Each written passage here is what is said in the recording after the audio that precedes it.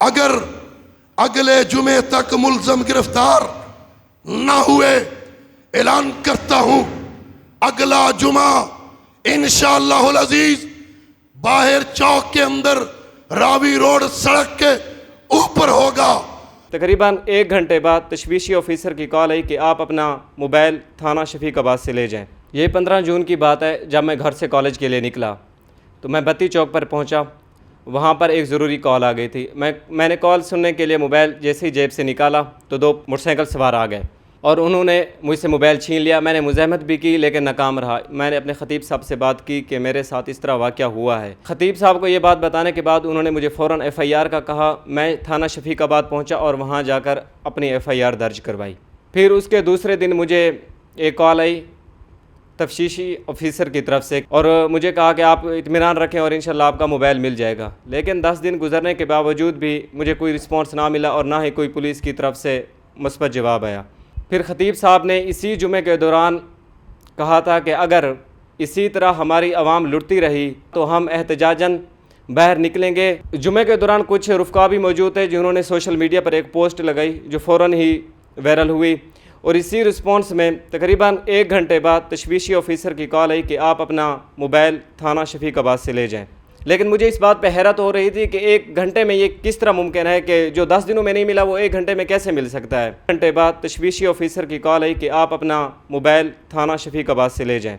جب میں اپنا موبائل ریسیو کرنے گیا تو میرا موبائل جو پہلے تھا اس کا پینل ٹوٹا ہوا تھا اور اس کا کیمرہ بھی صحیح طریقے سے ورک نہیں کرتا تھا۔ لیکن جب مجھے موبائل ملا تو اس کا کیمرہ اور اس کا پینل بالکل صحیح سلامت تھا۔ مجھے پہلے تو شک ہوا کہ شاید یہ میرا موبائل ہی نہیں ہے، لیکن جیسے ہی میں نے اپنا IMEI کوڈ میچ کیا تو وہ میچ کر گیا۔ میں خطیب صاحب کا بھی شکر گزار ہوں جن کی وجہ سے میرا موبائل مل گیا۔ ہمیں کچھ دنوں سے یہ اطلاعات آ رہی تھیں، ہمارے علاقے کے راوی روڈ کے ملحقہ علاقوں کے لوگوں نے بتایا کہ بتی چوک میں رہزنی، ڈکیتی اور چھینا جپٹی کی وارداتیں اس ٹائم عروج پر ہیں۔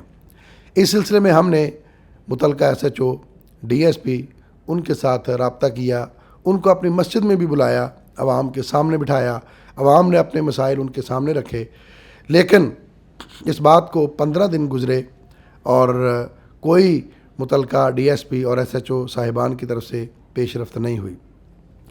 پھر آج سے 10 دن پہلے بتی چوک میں ہمارے مرکز کے طالب علم محمد صدیق کا موبائل چھینا گیا، FIR درج ہوئی۔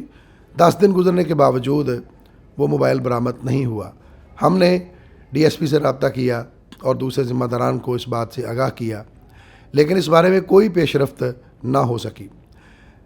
پھر ہم نے یہ جو گزشتہ جمعہ تھا کل والا، اس خطبہ جمعہ میں نے اعلان کیا کہ بتی چوک کے اندر رہزنی، ڈکیتی، چھینا جپٹی اور جیب تراشی کی جو وارداتیں ہیں وہ عروج پر ہیں، اور متعلقہ حکام جو ہے وہ اس کا نوٹس بھی نہیں دے رہے، DSP سمیت کوئی بھی اس پر کوئی پیش رفت نہیں کر رہا۔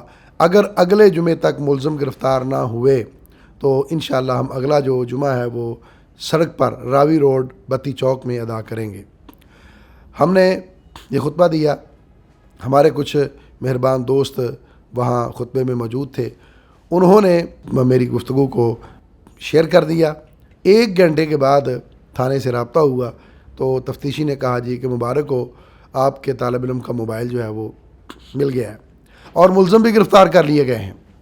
اس خطبہ جمعہ کے 1 گھنٹہ بعد ملزم بھی 2 گرفتار ہو گئے اور موبائل بھی مل گیا، وہی موبائل۔ اس کے بعد پھر طالب علم گئے وہاں پر، انہوں نے ان کو وہ موبائل بھی دیا اور اس کے ساتھ ان کو کولڈ ڈرنک بھی پیش کی، چائے بھی پلائی، پانی پلایا۔ عرض کرنے کا مقصد یہ ہے کہ اگر ہمارے خطباء اور ہمارے علماء اپنا جرأت مندانہ کردار ادا کریں تو معاشرے کی بہت ساری بیماریاں اور بہت سارے جرائم اور کرائم کا خاتمہ ہو سکتا ہے۔ کوئی بھی شخص جو بارش کا ایک قطرہ بنتا ہے اس کے بعد پھر بارش ہوتی ہے۔ اگر میں یہ سمجھتا ہوں کہ ہمارے علماء اور ہمارے خطباء اپنا یہ مذہبی بیان اور نماز، روزہ، حج، زکوٰۃ کے ساتھ ساتھ معاشرتی گفتگو، سماجی گفتگو، سماجی اقدار، سماجی ضروریات، اس کو بھی اپنے خطبات کا حصہ بنائیں تو معاشرے سے جرائم کا خاتمہ بھی ہو سکتا ہے اور معاشرہ امن کا گہوارہ بھی بن سکتا ہے۔